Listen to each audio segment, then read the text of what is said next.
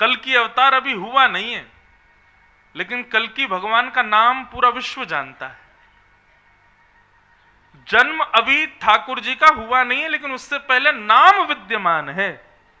यही ठाकुर जी के नाम की प्रधानता, विशेषता, और इसीलिए उनका नाम परम सत्य है।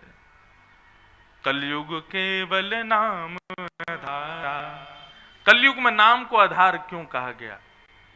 नाम एक नौका है, नदी पार हो जाएगी उस नौका पे बैठने से।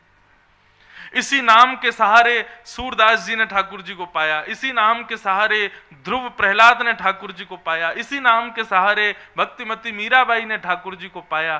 किसी ने भी सीधे ठाकुर जी का दर्शन नहीं किया, नाम का आश्रय लिया, और उस नाम के आश्रय से सब हो गया।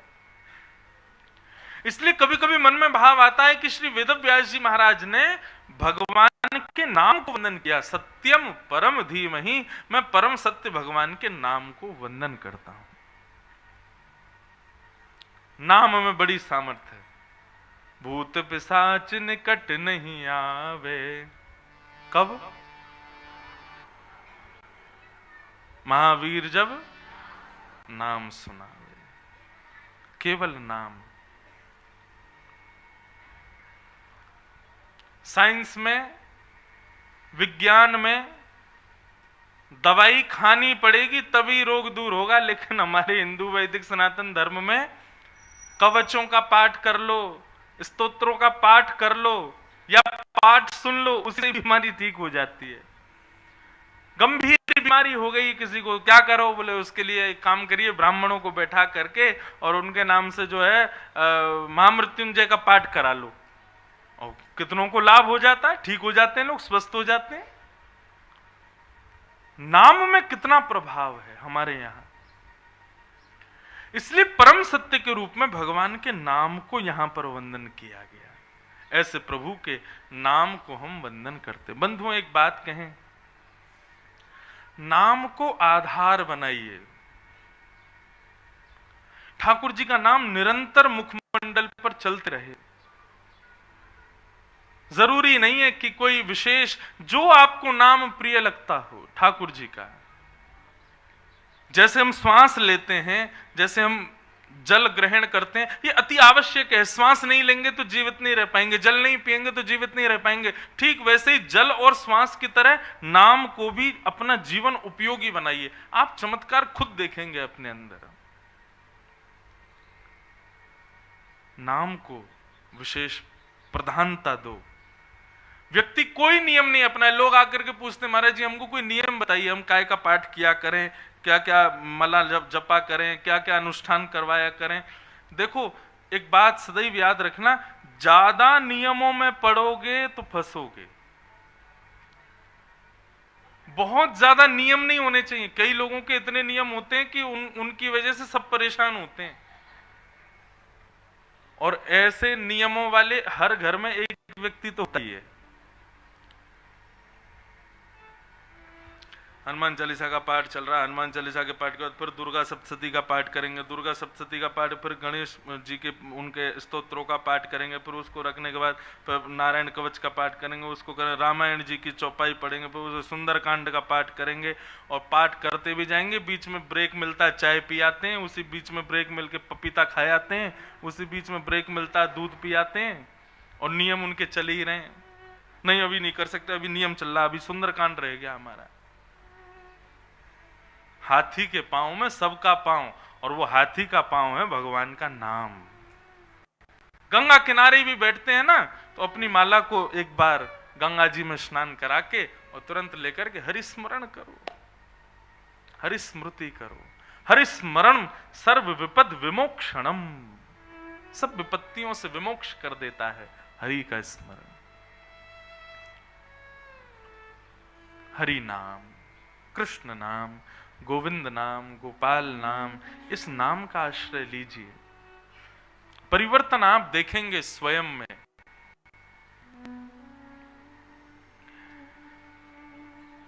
तो यहां पर सत्यम परम धीमहि के भाव से भगवान के नाम को वंदन किया, और पूरे श्लोक में बताया जो जन्मादि से परे हैं, जो स्वराट हैं, जो अविज्ञ हैं, अनविज्ञ नहीं हैं, ऐसे परम श्री कृष्ण के नाम को मैं वंदन करता हूं। भागवत के दूसरे श्लोक में 4 बातें बताई गई: विषय, अधिकारी, संबंध और प्रयोजन। और क्या कहते हैं श्री वेदव्यास जी?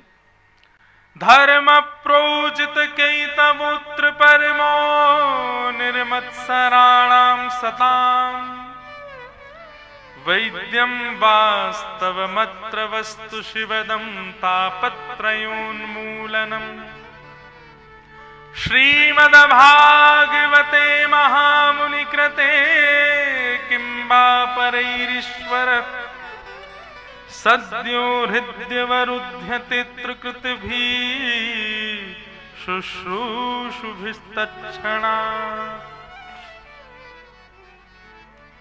सबसे पहला भागवत का विषय, बहुत ध्यान से सुनिए। यहां पर इतने लोग बैठे हैं, आप लोगों को जब पता चला कि ऋषिकेश में कथा होने वाली है, आप सब लोग आए, अपने अपने घरों से आए हैं। किस कामना से आए हो? आपके मन का भाव क्या है? कथा सुनने के पीछे आपकी परिकल्पना क्या है? आपका विचार क्या है? आपका जो कोई भी विचार हो, लेकिन श्रीमद् भागवत आज्ञा करती हैं कि भागवत श्रवण के श्रोता का एक ही भाव होना चाहिए कथा सुनने के पीछे। ये कथा सुनने से मेरे पितृ मुक्त हो जाएं, ये कथा सुनने से मेरा व्यापार ठीक हो जाए, ये कथा सुनने से मेरे रोग दूर हो जाएं, ये कथा सुनने से मेरे घर में जो भी कलेश चल रहे हैं वो ठीक हो जाएं। इन सब कामनाओं से कथा कभी मत सुनिएगा। हम आपको हाथ जोड़ के निवेदन करते हुए कहते हैं, भागवत जी का पाठ करवाइए, ब्राह्मण देवताओं को बढ़िया दक्षिणा दीजिए, लेकिन संकल्प जब होता है तो उस समय पर आप आदि संसार की बातों को मत कीजिए। ब्राह्मण देवता तो पूछेंगे, उनका धर्म है कि आप क्यों करवा रहे हैं पाठ। आप स्पष्ट कह दोगे कि हम इसलिए, हम व्यापार वृद्धि के लिए करवा रहे हैं। उसी समय श्रीमद् भागवत का पूर्ण फल नष्ट हो जाता है। श्रीमद् भागवत की कथा किसी भी कामना से नहीं होनी चाहिए, निष्काम होनी चाहिए। यदि कभी ब्राह्मण देवता कहें कि आप किस लिए भागवत का पाठ करा रहे हैं, किस लिए अनुष्ठान करा रहे हैं, किस लिए गंगा स्नान कर रहे हैं, किस लिए कर रहे हैं सब, उस समय हाथ में जल लेकर के केवल एक भाव कीजिए कि श्री कृष्ण चरण कमलों में हमारी प्रीति हो। इसी भाव से हमको कथा सुनाइए, इसीलिए हमारा पाठ कीजिए। आप सही मानिएगा, इस भाव से आपने कोई अनुष्ठान आदि कुछ करवाया ना, आपके सारे भाव इसी में पूर्ण हो जाएंगे। कृष्ण मिल गए, अब और किसी वस्तु की क्या इच्छा? अपने पितरों की मुक्ति की कामना के लिए भागवत की कथा करवा रहे हैं या भागवत का पाठ करवा रहे हैं। सही मायने में जिस दिन आपने ब्राह्मण देवता को फोन करके कहा कि हमारे पितरों की मुक्ति के लिए पाठ करना है, उसी समय आपके पितृ मुक्त हो गए। पाठ के बाद मुक्त होंगे ऐसा नहीं है। जिस दिन आपके हृदय में कामना उत्पन्न हुई ना कि हमें अपने पितरों की मुक्ति के लिए या किसी भावना के लिए हमको कथा करानी है, उसी समय पितृ मुक्त हो जाते हैं। भागवत कोई ऐसा ग्रंथ थोड़ी है कि कथा पूरी होगी उसी के बाद लाभ होगा। श्रीमद् भागवत तो ऐसे सुनने की इच्छा मात्र हृदय में आ जाए कि मुझे कथा सुननी है, वो इच्छा मात्र ही आपके कितने कामों को बना देगी। भागवत का विषय अन्य संसारिक नहीं होना चाहिए। भैरवी, भागवत की एक ही इच्छा, धर्म प्रोजित कैतवोत्र परमो। परम धर्म में हमारी प्रवृत्ति हो, इस कामना से हमको कथा सुननी चाहिए। अब परम धर्म किसे कहते हैं?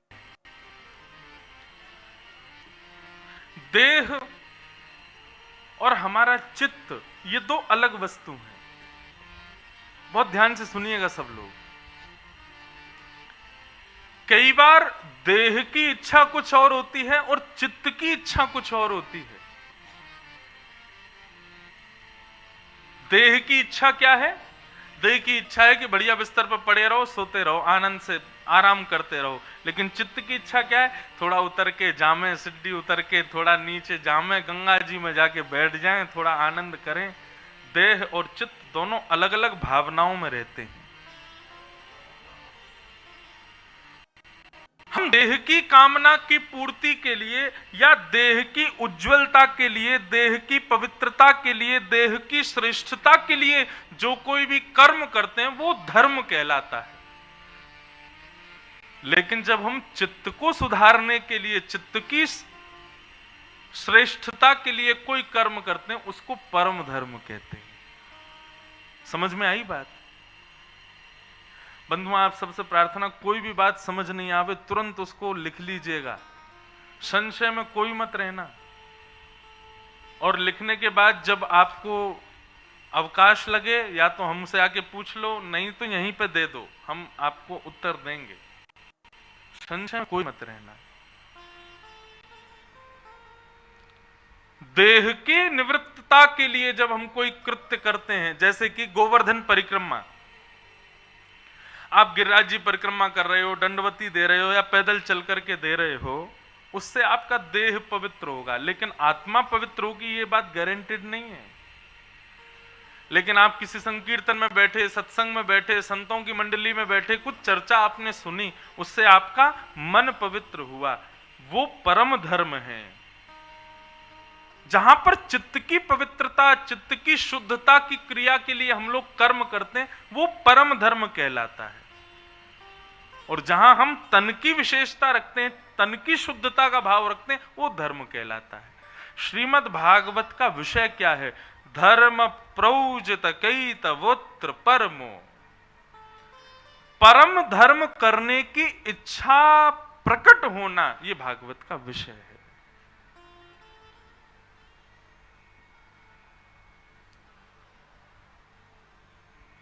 आत्मा की निवृत्ति, चित्त की पवित्रता, इन विषयों को केंद्र में लेकर के जो हम कृत्य करते हैं वो परम धर्म कहलाता है। सीधी बात, हमारे शरीर का सम्मान हो, शरीर का कल्याण हो, वो धर्म, लेकिन हमारी आत्मा पवित्र हो, आत्मा का कल्याण हो, वो परम धर्म। आपने बिजनेस किया, नाम कमाया, यश वैभव सौरत कमाई, 3 समय की रोटी कमाई, एक समाज में अपना नाम कमाया, ये आपने धर्म किया है। लेकिन मृत्यु के बाद आपकी आत्मा को भगवान शिव भी आशीष दे रहे हैं, नारायण भी आशीर्वाद दे रहे हैं, देवता भी उसको अपने वैकुंठ में पाकर के आनंदित हो रहे हैं, वो परम धर्म है। इस लोक के लिए जो आपने किया वो धर्म, और परलोक के लिए जो आपने किया वो परम धर्म। समझ में आई बात? तो श्रीमद् भागवत का विषय क्या है? परम धर्म के प्रति इच्छा प्रकट होना, यही भागवत का विषय है। कथा श्रवण करने के बाद में, भागवत का आश्रय लेने के बाद में व्यक्ति परम धर्म की क्रियाएं करने लगता है, जिससे तन पवित्र होगा, तन उज्जवल होगा, तन श्रेष्ठ होगा, यह विशेष नहीं, लेकिन हां, आत्मा जरूर श्रेष्ठ हो जाएगी।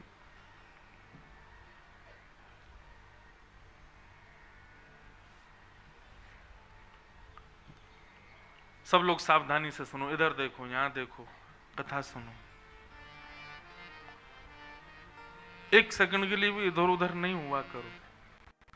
मैं जैसे आपको देख रहा हूं, आप भी मुझे देखो, ना आपको मेरी नजर लगे, ना आपको आपकी मुझे लगेगी। हाँ, आप इतनी दूर से मुझे ही देखने आए और मैं इतनी दूर से आपको ही देखने आया हूं, इसलिए एक दूसरे को ही देखो।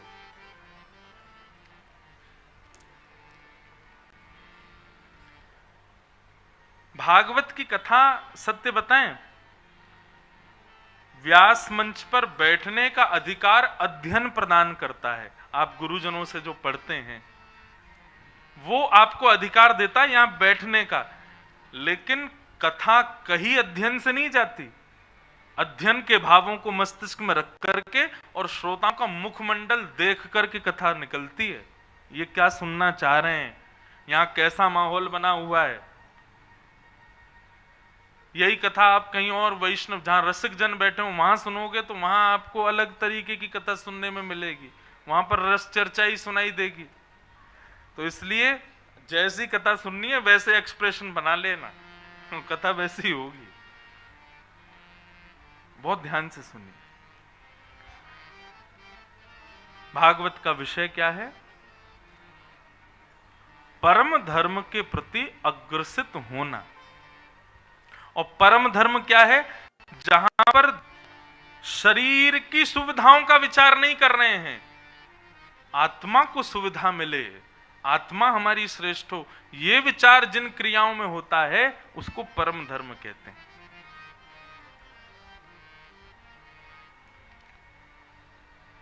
अब आप कथा में बैठे हो, कई लोग नीचे बैठे हैं, कई ऊपर बैठे हैं, जैसे भी बैठे हैं सब लोग बैठे हो, ये आप अपने तन के लिए नहीं बैठे, यहां पर आपके शरीर को कुछ भी नहीं हो रहा है। आप लोग यहां बैठे केवल और केवल अपनी आत्म संतुष्टि के लिए हो। ये परम धर्म है। हम लोग गंगा स्नान करने जाते हैं। कल मैं कथा के बाद गया था, जैसे ही पांव गंगा जी में पधराए तो 2 मिनट को लगे पांव है ही नहीं है। और जब मूड भीतर घुसाया, डुबकी लगाई तो लगा कि एक क्षण के लिए शरीर ही नहीं है। एक प्रकार से गंगा स्नान शरीर मना करेगा कि अरे भाई यहां से बाहर निकालो मुझे, लेकिन हम वहां पर फिर भी पुनः पुनः जा जा करके, ठंड लग रही है, हाथ पांव सुन्न पड़ गए और कटकटी चल रही है, फिर भी हम कूद कूद के नहा रहे हैं। क्यों? आत्मा की प्रसन्नता के लिए। ये गंगा है, ये जल नहीं है, ये साधारण नदी नहीं है, साक्षात गंगा है, भगवान के चरणों का चरणोदल है, ब्रह्मा के कमंड से उत्पन्न है, शिव की जटाओं से प्रकट है। देखो, ब्रह्मा विष्णु महेश तीनों का स्पर्श है गंगा को।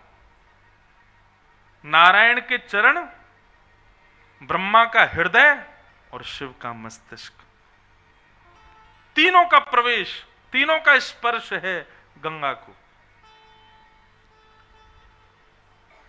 हम अभी बद्रीनाथ नहीं जा पा रहे, हम अभी केदारनाथ नहीं जा पा रहे, लेकिन बद्रीनाथ केदारनाथ का स्पर्श करके गंगा यहां आ रही है।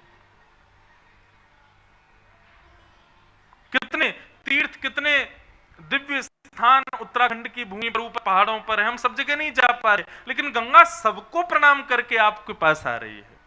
हम इसलिए शरीर का वहां ध्यान नहीं धरते। तुझे ठंड लगे तो लगे, तू कप कपाए तो कप कपाए, तेरे हाथ पांव टूटे तो टूटे, हम तो कूदेंगे। ये कहने को एक मजाक की बात है, लेकिन यहां पर यदि आप गंभीरता से इस पर विचार करें तो आप वहां पर देह के अभिमान को भूल करके अपनी आत्म प्रसन्नता के लिए गंगा में प्रवेश करते हैं। यही परम धर्म है। आप अपने मित्रों को कथा में लेके आओगे ना, पहली बार को मना करेंगे, अच्छा ऋषिकेश जा रहे हो? बोले हाँ। क्या कथा सुनेंगे? आप सुनना कथा, हम तो डोलेंगे। वो कोई नहीं, एक दिन सुन लेना, तुम्हारा मन करे तो। हाँ ठीक है, पीछे बैठ के सुनेंगे। अब पीछे बैठ के वो कथा तो सुनते हैं, अब उनके लिए प्रायोरिटी देह है, उनके लिए चित्त प्रायोरिटी नहीं है। उनको ये है कि देह को घुमाना है। लेकिन जब वो कथा में बैठते हैं और थोड़ी बहुत देर कथा सुनते हैं तो उनके चित्त को प्रसन्नता होने लगती है। तब उनको लगता है देह का सुख सूक्ष्म है, चित्त को जब सुख मिलता है वो ब्रह्मानंद के समान होता है। वो आगे आगे बैठ के कथा सुनने लगते हैं। फिर ये परम धर्म।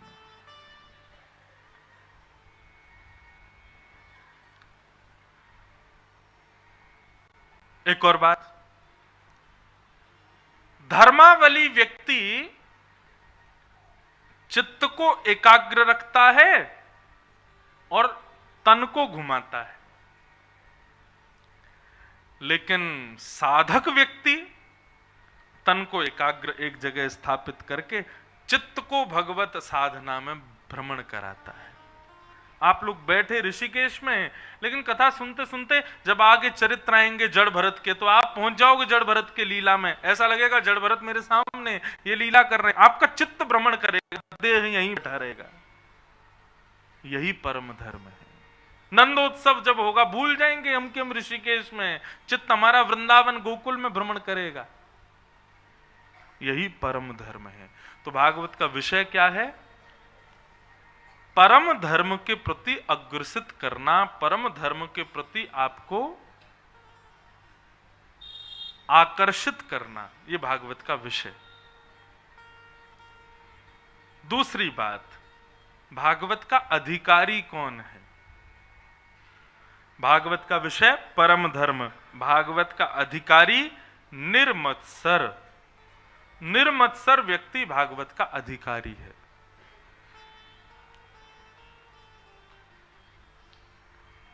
आप सब लोग यहां बैठे हैं, लेकिन वास्तव में मैंने एक बात आज कथा के प्रारंभ में कही, आप कथा को स्वीकार करो, ये साधारण बात है। कथा आपको स्वीकार करे, ये विशेष बात है। कथा को सब सुन सकते हैं, लेकिन कथा किसको स्वीकार करती है? जिसके हृदय में निर्मत्सरता हो। और निर्मत्सरता किसे कहते हैं? एक दोष होता है मानव का, और वो दोष होता है मात्सर्य दोष। मात्सर्य दोष कैसा होता है? इसमें व्यक्ति अपने दुख से कम दुखी होता है, दूसरे के सुख से ज्यादा दुखी रहता है। वो इतना सुखी क्यों है? वो इतना सुंदर क्यों है? वो इतना अच्छा क्यों लग रहा है? वो इतना बढ़िया क्यों कर रहा है? वो इतना अच्छा कमा क्यों रहा है? उसके पास इतनी सब उपलब्धियां क्यों हैं? हम इसी बात से चिंता में बैठे हैं कि उसके पास ऐसा क्यों है। ये निर्मत्सर व्यक्ति का लक्षण है। ये ऐसे व्यक्ति मात्सर्य दोष से जो युक्त हैं, उनको कथा स्वीकार नहीं करती।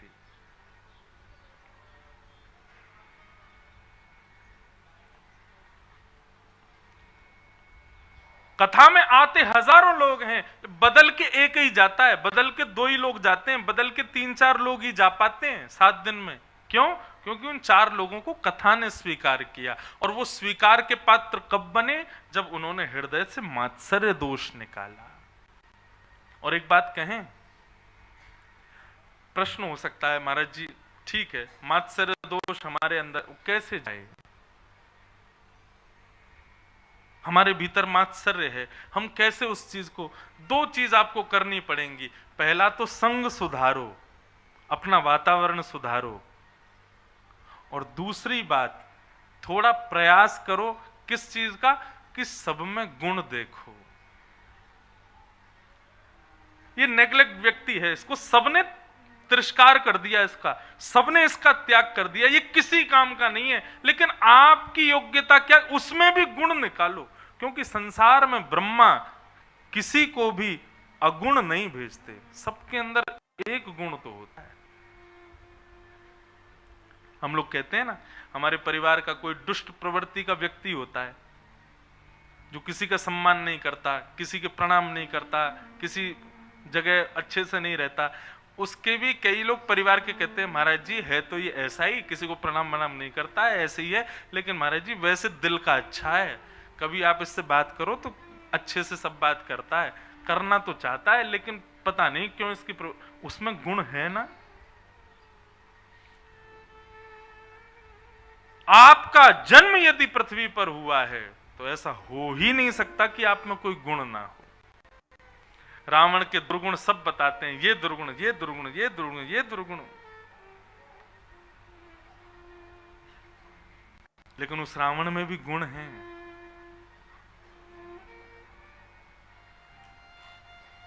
किशोरी जी का स्पर्श नहीं किया जब तक उनकी इच्छा नहीं हुई। रावण ने स्पष्ट कहा था, आपका स्पर्श मैं तब करूंगा जब आप मुझे स्वीकार करोगी, तब तक आपको छूंगा नहीं मैं। था तो राक्षस, और राक्षस इतनी मर्यादा का कहां पालन करता है? राक्षस इतना विचार कहां करता है?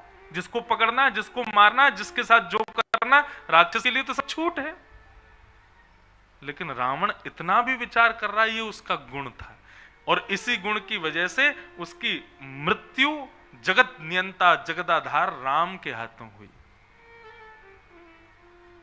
उसकी मृत्यु योग्य थी। सब में गुण देखो, अयोग्य कोई नहीं है इस संसार में।